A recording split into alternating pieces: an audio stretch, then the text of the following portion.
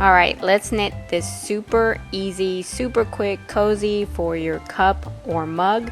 Hey, it's Denise from LoomaHat.com. For a list of supplies and more information, see the description or visit the website. Alright, let's begin with the drawstring cast on of 8 pegs. We're going to use one strand of yarn that you're going to secure to your anchor peg. I'm using a simple knot. You can use a slip knot. And then we're going to zigzag the yarn through every other peg till we get to peg 8, and then we're going to turn around and lay the yarn over all of the pegs and knit off every peg that has 2 loops. You'll notice that peg 1 only has 1 loop, so you're going to skip it and your cast on is done and we're ready for row 1. For rows 1 through 5, you're just going to knit the row. So let's begin. This row only, we're going to skip peg 1 and go to peg 2. And you're using the U-wrap version of the knit stitch, which means you half wrap and knit off, and half wrap and knit off, and continue knitting. And in this case, we're knitting flat.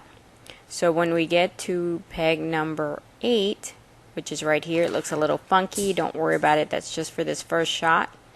You're going to go ahead, knit that peg 8, and then we're not going to slip the first stitch. You can if you want to. I kind of like the little bump on the top. So I'm going to turn around. I'm going to knit peg number 8, and then I'm going to continue knitting the row. And you saw that when we had finished the cast on and we were ready to do row 1, we had skipped that first peg because it only had 1 loop. And of course, to loom knit, you need a loop on the bottom and 1 on the top. And so right here, see, we're knitting 1. Now we turn around, and from this point on, you're just going to knit all 8 pegs. And when you're done with those rows, you're ready for 6. On row 6, you're going to knit 1, purl 6, knit 1. I'm going to start with a knit stitch on this edge peg right here, which is peg number 8 right here. And then I'm going to go to the next one with a purl. So I'm going to scoop up, create a new loop, take the old loop off, put the new loop on, and tighten. That's how you do a purl stitch. And these next 6 pegs are all purls. So my edges, which is that one there, these are all going to be purl, and this is another edge where I'm going to put another knit stitch. So that's basically this pattern. Your edges are knits, and all the pegs that are in between are going to be purl stitches. So you don't have to think this one through too much. I did promise to make this one easy and quick. And you've done enough rows now so that your project is secure, and you can go ahead and remove the knot from your anchor peg. You could really do this after just, 2 or 3 rows. Now here's my last peg, which is an edge peg, and I'm going to knit off. Now you're done with your 6-row pattern, and you're just going to repeat this 6-row pattern 7 more times, and that's going to give you a total of 48 rows. So remember, 5 rows of knit stitch, and then row 6, which is knit stitches on the edges and purl stitches in between. When you're done with the repeats, you're going to knit rows 49 through 58, and then we're ready for the basic bind off. The technique is worked over 2 stitches, so we'll start with the first 2, and you're going to knit them both. You're only going to do that for these first 2. You're going to take the loop off of the second peg, put it on the first one, tighten your yarn, knit off, and then bring that loop over. Now you're done binding off that first peg, and we're ready to move on. From this point on, you will knit instead the second one, not the first and the second. Take the loop off the second, put it on the first, tighten. You're going to knit off and then move that loop over. And as you can see, now you've bind off 2 pegs. Same thing, wrap that second peg, move the loop over to the first one, knit off and move that first loop over to the second loop. Second peg. And you're going to repeat that through all of your pegs until you're left with only one. So just keep doing the bind off.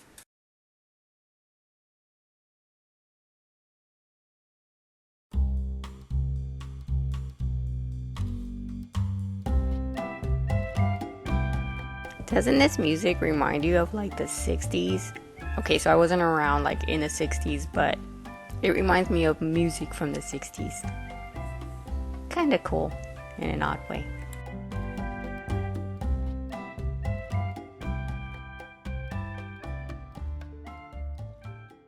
Alright, so we reached that last peg and you're gonna knit one more time. So do a wrap, knit off, and get your trusty scissors, cut your excess yarn, and take that loop and pull it out, and ta-da, you're finished. Alright, so now to make it look like it should, you have to stretch your stitches, and all this means is that you're pulling on your fabric. It's going to give it more length, and it's going to give your stitches more definition.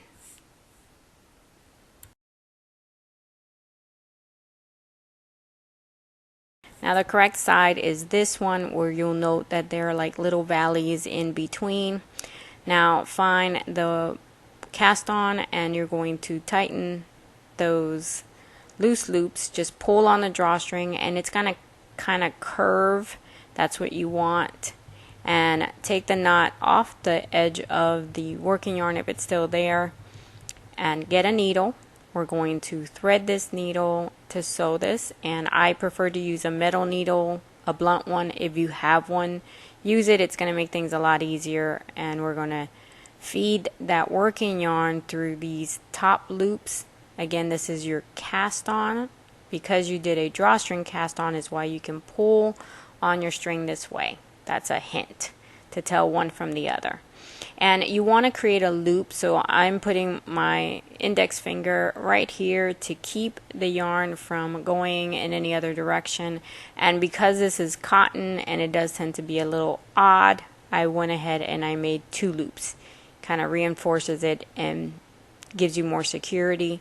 And then you want to create a knot right here because you don't want it to go anywhere, and you're going to as well weave in these ends. So I go first in one direction and then I come back and I go in the opposite one. It gives me a sense of security that if I wash this, it's not going to fall apart.